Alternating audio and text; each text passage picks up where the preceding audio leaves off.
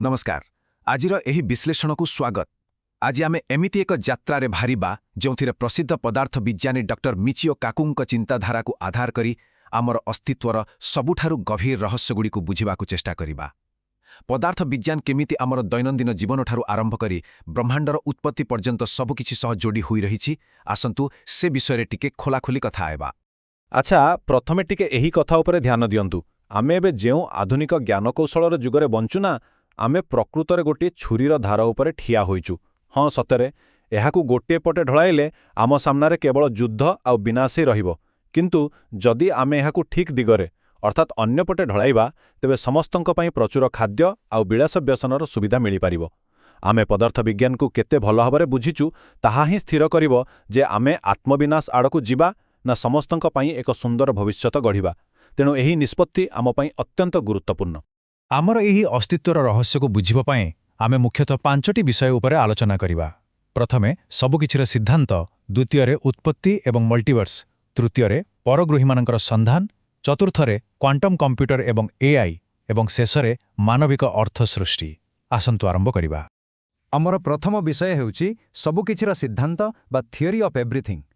यह जानी आश्चर्य लागिबो जे महान वैज्ञानिक आल्बर्ट आइनस्टाइन तांको जीवनर शेष 30 वर्ष केवल गोटे प्रश्नर उत्तर खोजिबारे बिताई देथिले। आउ से प्रश्नटी हेला एही ब्रह्मांडर सबुकिछि प्रकृतरे केउथरे तयारी होइछि। आमर आधुनिक पदार्थ विज्ञान मध्य आज पर्यंत सेही अंतिम मूल पदार्थटिकु खोजी बाहर करिबाकु निरंतर प्रयास करुछि। आउ एही बड़ प्रश्नर सबुठारु संभाव्य उत्तरटी हेउछि स्ट्रिंग थियोरी। एहाकु बुझिबा पई आमे एक गिटार उदाहरण नै परिबा। जेमिति गोटिए गिटार तारकु भिन्न भिन्न उपाୟରେ कंपन कले अलगा अलगा स्वर बाहरे ना, ठीक सेमिति स्ट्रिंग थियोरी कहूछि जे प्रोटॉन किंबा इलेक्ट्रॉन परी समस्त उपपरमाणविक कणिकागुड़िक प्रकृतरे गोटिए मौलिक तार बा स्ट्रिंगर भिन्न भिन्न कंपन छड़ा आउ किछि नुहे। माने सरल भाषारे कहिबाकु गले एही पूरा ब्रह्मांड गोटिए महाजागतिक संगीत भଳି।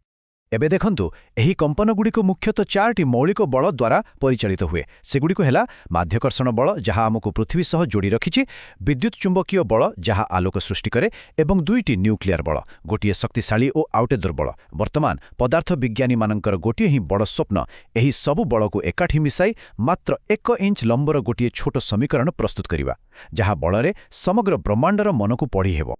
चलंतु एबे आमार द्वितीय विषय को जिबा, उत्पत्ति एवं मल्टीवर्स। एही ब्रह्मांड केमिति आरंभ हैला ताकु नै 2टी बहुत मजादार चिंताधारा अछि। आमे समस्ते बोधे बिग बैंग विषय शुणिछु, अर्थात गोटिए विराट विस्फोरण हैला आउ आम ब्रह्मांड संप्रसारित हेबाकु लागिला। किंतु आउ गोटिए रोमांचकर सिद्धांत अछि जाहाकु कुहा जाए बबल बाथ थियोरी। एही सिद्धांत अनुजाई शून्य स्थानरे 11टी आयाम बा डायमेंशन भितरे साबुन फेणर बुदबुद परी अनेक गुड़िए ब्रह्मांड एका सांगरे फुलुछंती।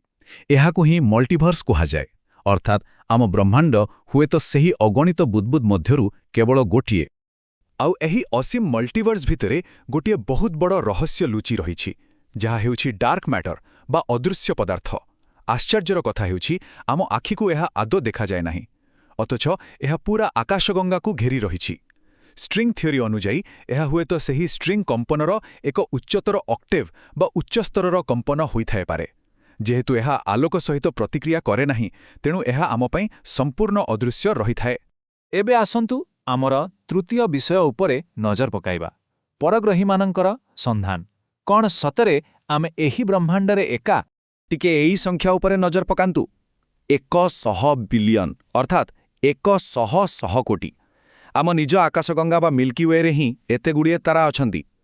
एबे गाणितिक दृष्टिकोणरू टिके हिसाब कले एते विपुल संख्यक तारा मध्यरे पृथ्वी व्यतीत अन्य कोनसी ग्रहरे जीवन नथिब एहा केबे संभव कि? प्राय 100% निश्चित जे परग्रही माने अछंती, आउ केउठी ना केउठी निश्चय अछंती। साधारणतः आलियन बा यूएफओ मानंक सह सामनासामनी हेबार 3टी पर्याय थाए बोली धरा जाए। प्रथमटी हेला आकाशरे कोनसी अस्वाभाविक घटना बा आलोक देखिबा। द्वितीयटी हेला सेही जानर किछि भग्नावशेष बा प्रमाण पाइबा। आउ तृतीयटी हेउछि सेमानंक सह सीधासळख शारीरिक संपर्क स्थापन हेबा। किंतु वास्तवता हेउछि आम मनीष समाज वर्तमान केवल प्रथम पर्याୟରେ ही अटकी रहिछि। आम पाखरे कोनसी ठोस प्रमाण नाही, केवल किछि असमर्थित दृश्यमान घटना को छाड़ी देले। आउ गोटे मजेदार कथा शुणंतु। ଯଦି କୌଣସି ଉନ୍ନତ ପରଗ୍ରହୀ ସଭ୍ୟତା ପୃଥିବୀ ପର୍ଯ୍ୟନ୍ତ ଆସିବାକୁ ସକ୍ଷମ ହୁଅନ୍ତି, ତେବେ ବୈଜ୍ଞାନିକମାନଙ୍କ ମତରେ ସେମାନେ ରକ୍ତମାଂସର ଜୈବିକ ପ୍ରାଣୀ ହୋଇନଥିବେ, କାରଣ ଏତେ ବିରାଟ ମହାକାଶ ଯାତ୍ରାରେ ଥିବା ଭୟଙ୍କର ବେଗ ଓ ଚାପକୁ ଏକ ଜୈବିକ ଶରୀର କେବେ ବି ସହ୍ୟ କରିପାରିବ ନାହିଁ। ତେଣୁ ଏହା ବହୁତ ସମ୍ଭବ ଯେ ଆମେ ଯଦି କେବେ ପରଗ୍ରହୀମାନଙ୍କୁ ଭେଟିବା, ତେବେ ସେମାନେ କେବଳ ଅତ୍ୟାଧୁନିକ ଆର୍ଟିଫିସିଆଲ ଇଣ୍ଟେଲିଜେନ୍ସ ବା ରୋବୋଟିକ୍ ଯନ୍ତ୍ରପାତି ହୋଇଥିବେ। ବର୍ତ୍ତମାନ ଆମର ଚତୁର୍ଥ ବିଷୟ ଉପରେ ଆଲୋଚନା କରିବା କ୍ୱାଣ୍ଟମ୍ କମ୍ପ୍ୟୁଟର ଏବଂ ଏଆଇ। ଏହା ହେଉଛି ଆମ ଭବିଷ୍ୟତର ରୂପରେଖା। ଡିଜିଟାଲ ଆଉ କ୍ୱାଣ୍ଟମ୍ କମ୍ପ୍ୟୁଟର ଭିତରେ ଥିବା ପାର୍ଥକ୍ୟ ବହୁତ ବଡ଼। ଆମେ ଦୈନନ୍ଦିନ ବ୍ୟବହାର କରୁଥିବା ଡିଜିଟାଲ କମ୍ପ୍ୟୁଟରଗୁଡ଼ିକ ଟ୍ରାଞ୍ଜିଷ୍ଟର ସାହାଯ୍ୟରେ କେବଳ 0 ଏବଂ 1 ଆକାରରେ ହିସାବ କରନ୍ତି, କିନ୍ତୁ ଗୋଟିଏ କ୍ୱାଣ୍ଟମ୍ କମ୍ପ୍ୟୁଟର ସିଧାସଳଖ ପରମାଣୁ ସ୍ତରରେ କାମ କରେ। ଏଥିରେ 0 ଏବଂ 1 ମଧ୍ୟରେ ଥିବା ଅସୀମା ସ୍ଥିତିଗୁଡ଼ିକୁ ଏକା ସାଙ୍ଗରେ ହିସାବ କରିହେବ। ଏହାର ଶକ୍ତି ଏତେ ଅଧିକ ଯେ ଏହା ସାହାଯ୍ୟରେ ବର୍ତ୍ତମାନର ଯେକୌଣସି ଶକ୍ତିଶାଳୀ ଡିଜିଟାଲ ପାସୱାର୍ଡ ବା ସୁରକ୍ଷା ବ୍ୟବସ୍ଥାକୁ ମାତ୍ର କିଛି ମୁହୂର୍ତ୍ତରେ ଭାଙ୍ଗି ଦିଆଯାଇପାରିବ। ଚିନ୍ତା କରନ୍ତୁ ଏହା କେତେ ଶକ୍ତିଶାଳୀ। ଏବେ ଆଗାମୀ କିଛି ଦଶନ୍ଧିର ଚିତ୍ର ଟିକେ ଦେଖନ୍ତୁ। ପ୍ରଯୁକ୍ତିବିଦ୍ୟାର ଏହି ଦ୍ରୁତ ବିକାଶ ଯୋଗୁଁ ମଣିଷ ଖୁବ୍ ଶୀଘ୍ର ଚନ୍ଦ୍ର ଓ ମଙ୍ଗଳ ଗ୍ରହରେ ନିଜର ବସତି ସ୍ଥାପନ କରିସାରିବ। କେବଳ ସେତିକି ନୁହେଁ, ଏଆଇ ସାହାଯ୍ୟରେ କର୍କଟ ପରି ଦୁରାରୋଗ୍ୟ ବ୍ୟାଧିର ଚିକିତ୍ସା ମଧ୍ୟ ସମ୍ଭବ ହୋଇପାରିବ। ଆଉ ସବୁଠାରୁ ଆଶ୍ଚର୍ଯ୍ୟର କଥା କ'ଣ ଜାଣିଛନ୍ତି?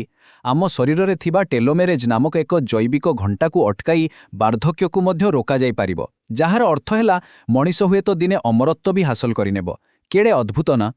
ଏବେ ଆମେ ଶେଷ ବିଭାଗରେ ପହଞ୍ଚିଛୁ, ମାନବିକ ଅର୍ଥ ସୃଷ୍ଟି। ଗୋଟିଏ ବହୁତ ରୋଚକ କଥା ଭାବନ୍ତୁ। ଆମେ ଆମ ଚାରିପାଖରେ ଯାହା ଦେଖୁଛୁ ବା ଶୁଣୁଛୁ, ତାହା ପ୍ରକୃତ ବାସ୍ତବତା ନୁହେଁ। ବାସ୍ତବରେ ଆମର ଇନ୍ଦ୍ରିୟଗୁଡ଼ିକ ଏକ ପ୍ରକାର ବିବର୍ତ୍ତନବାଦୀ ଭ୍ରମ ମାତ୍ର। ପ୍ରକୃତି ଆମକୁ କେବଳ ସେତିକି ଦେଖିବା ଓ ଶୁଣିବାର କ୍ଷମତା ଦେଇଛି ଯେତିକି ଆମକୁ ଜଙ୍ଗଲରେ ବଞ୍ଚିବା ପାଇଁ ଏବଂ ବିପଦରୁ ରକ୍ଷା ପାଇବା ପାଇଁ ଦରକାର ଥିଲା। ଏହି ସମ୍ପୂର୍ଣ୍ଣ ବ୍ରହ୍ମାଣ୍ଡର ବିଶାଳ ରୂପ, ଯେମିତିକି ଇନଫ୍ରାରେଡ୍ କିମ୍ବା ଅଲ୍ଟ୍ରାଭାୟୋଲେଟ୍ ରଶ୍ମି, ଆମ ଆଖିକୁ ଆଦୌ ଦେଖାଯାଏନି। ଆମେ ସତରେ ଏକ ବିରାଟ ବାସ୍ତବତାର ଖୁବ୍ ଛୋଟ ଅଂଶକୁ ହିଁ ଅନୁଭବ କରିପାରୁଛି। ବୈଜ୍ଞାନିକ ଦୃଷ୍ଟିକୋଣରୁ ଦେଖିଲେ ଆହୁରି ଏକ ଆକର୍ଷଣୀୟ ତଥ୍ୟ ସାମ୍ନାକୁ ଆସେ।